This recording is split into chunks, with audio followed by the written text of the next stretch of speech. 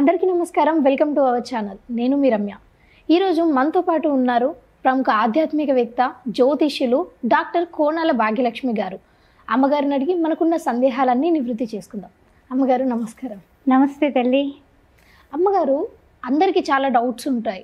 నవరాత్రులు కూడా వస్తున్నాయి. మరి ఏ రోజు లలిత సహస్రనామాల్ని ఏ రోజు ఏ సమయంలో పాటించాలి? ఒకవేళ చదువుతున్నప్పుడు ఎలాంటి నియమాలు పాటించాలి? యా దేవి సర్వభూతేషు మాతృరూపేణ సంస్థిత నమస్తత్వే నమస్తత్వే నమస్తత్వే నమో నమః. అమ్మవారి యొక్క అనుగ్రహంతో దేవీ నవరాత్రుల్లో ప్రతి ఒక్కళ్ళు కూడా మన సనాతన ధర్మాన్ని అనుసరించేవాళ్ళు, సదాచారాన్ని పాటించేవాళ్ళు, హిందువులైనటువంటి మాతృమూర్తులందరూ కూడా లలితా సహస్రనామాన్ని ఏ టైంలో ధ్యానించాలి, ఎలా మరి తెల్లవారుజామున బ్రహ్మముహూర్త వేళలో చేసుకోవాలా, తర్వాత పనులైన తర్వాత పిల్లల్ని పంపించి మనవల్ని అన్నిట్ల బాక్సులు పెట్టి అమ్మమ్మలు నానమ్మలు ఏ విధంగా అయితే బాగుంటుంది, ఏ టైం అయితే బాగుంటుంది అని అనుకుంటూ ఉంటారు. ఉదయం కుదిరితే చాలా మంచిది. శ్రీమాత శ్రీ మహారాజ్ఞి శ్రీమత్ సింహాసనేశ్వరి చిదగ్నికుండ సంభూత దేవకార్య సముజ్యత అనే అమ్మవారిని, అమ్మలో ఉన్నటువంటి దైవతత్వాన్ని, దివ్యతత్వాన్ని దర్శించి, స్పర్శించి, పూజించి, స్తోత్రించి, స్తుతించి అమ్మని అమ్మలాగా మనం ప్రేమిస్తే ఏం కలుగుతుందో తెలుసా అమ్మ? లలితా సహస్రనామంలో ఎన్నో కష్టాలు, నష్టాలు, బాధలు అన్నీ కూడా తొలగిపోతాయి అని అమ్మ రహస్యంగా చెప్పబడినటువంటి ఇది రహస్య నామావళి. ఈ లలితా సహస్రనామంలో అమ్మవారు చండీ సప్తశతిలో కూడా మనకి 5వ అధ్యాయంలో వస్తుంది. ఏమనంటే కనుక అమ్మవారు అన్ని రకాల రూపాలలో అనేక రూపాయ విష్ణవే ప్రభవిష్ణవే అని అమ్మవారు అనేక రకాలుగా వచ్చింది. అలాంటి లలితా సహస్రనామాన్ని ఉదయం చదవచ్చు. అదేవిధంగా సాయంకాల సంధ్య కాంతుల వేళ ఇది తల్లిని చేరే సమయమిది అని అమ్మవారిని సాయంకాలం వేళ అంటే ప్రదోష పూజ అంటారు. ఆ టైంలో మీరు చేసుకున్నట్లయితే అన్ని పనులు అయిపోతాయి, ఎవ్వరూ డిస్టర్బెన్స్ ఉండదు. ప్రశాంతంగా అంటే ప్రొద్దుట మరి భోజనం చేయొచ్చా, లేకపోతే ఉపవాసం ఉండాలా, ఈ విధంగా మనకి చాలా చాలా రకరకాలైనటువంటి డౌట్లు ఉంటాయి. భోజనం చేయొచ్చు చక్కగాని, అంటే ఒక్క పొద్దు భోజనం చేయటం అనేది ఈ యొక్క 10 రోజులు కూడా చాలా ముఖ్యమైనటువంటి నియమం. సాత్విక ఆహారాన్ని భుజించడం, తర్వాత ఇంట్లో కూడా ఏ విధంగానే కూడా ఏ రకాలు కూడా వండకుండా ఉండడం, కాయగూరలు మాత్రమే వండడం. ఎందుకంటే శాకాంబరి వస్తుంది ఆవిడ, శాకాంబరి కూడా ఆవిడే, అందుకని శాకములన్నింటికీ కూడా ధరించినటువంటి తల్లి. అందువల్ల ఆ విధంగా ఉండడం ఒక్కటి. రెండు ఏమిటంటే కనుక చాలా ముఖ్యమైనటువంటి విషయం, ప్రతిరోజు అమ్మవారికి లలితా సహస్రనామం చదివి ఆ రోజున తీపి పదార్థం ఏదైనా నివేదన చేసినట్లయితే, చెప్పాలంటే కనుక మనకి ఒక హల్వా లాంటిది అయి ఉండొచ్చు, పరమాన్నం అయి ఉండొచ్చు, పులిహోర అయి ఉండొచ్చు, లేకపోతే కట్టు పొంగల్ అయి ఉండొచ్చు, బెల్లవన్నం అయి ఉండొచ్చు, ఏమైనప్పటికీ కూడా అమ్మవారు ప్రీతిగా తింటుంది.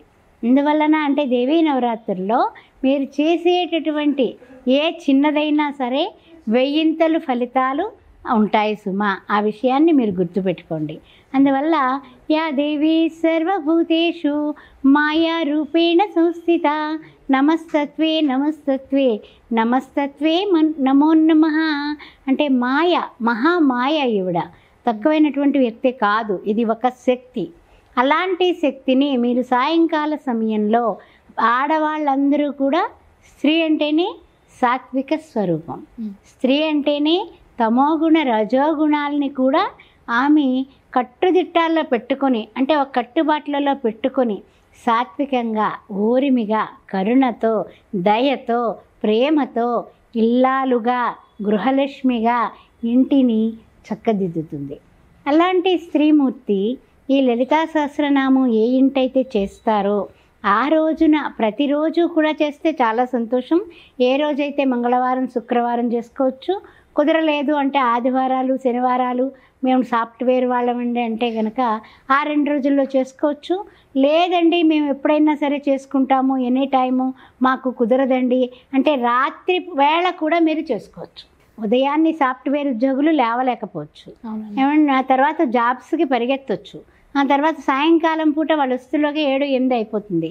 9 గంటలకి 10 గంటలకు కూడా అమ్మవారికి చక్కగా దీపారాధన చేసి చక్కగా చేసుకోండి.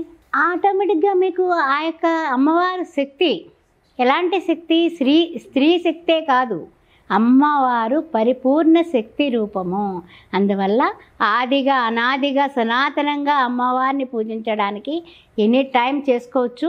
తర్వాత సాయంకాలపు వేళ రాత్రి 10 గంటల వరకు కూడా మీరు చేసుకోవచ్చు.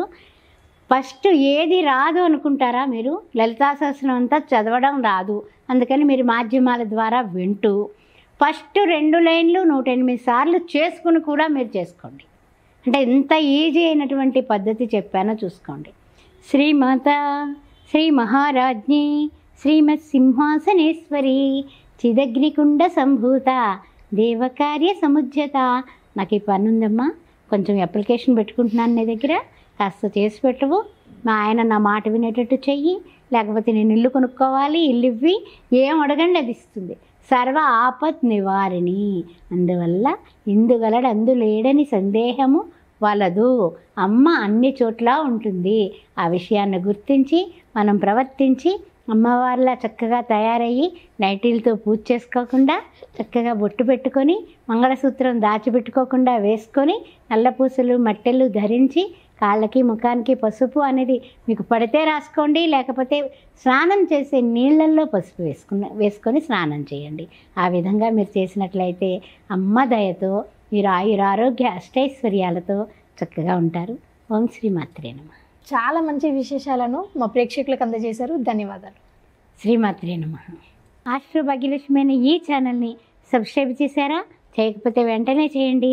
అంతేకాకుండా ఏమైనా జాతక చక్రాలు వేయాలన్నా, పొంతనలు చూడాలన్నా, లేకపోతే ఏదైనా సెషన్కి మీ ముహూర్తాలు పెట్టాలన్నా, ఏదైనా గృహారంభ గృహప్రవేశ వివాహాది శుభకార్యాలకి ముహూర్తాలకి నన్ను సంప్రదించవచ్చు. 9866044439. అంతేకాకుండా ముఖ్యంగా 17 సంవత్సరాలుగా శ్రీ సౌభాగ్య మ్యారేజ్ బ్యూరో నడిపిస్తూ ఉన్నాము. అందువలన హిందువులైతే చాలు, అన్ని వర్ణాల వాళ్ళు కూడా సంప్రదించవచ్చు. శ్రీమాత్రే నమః.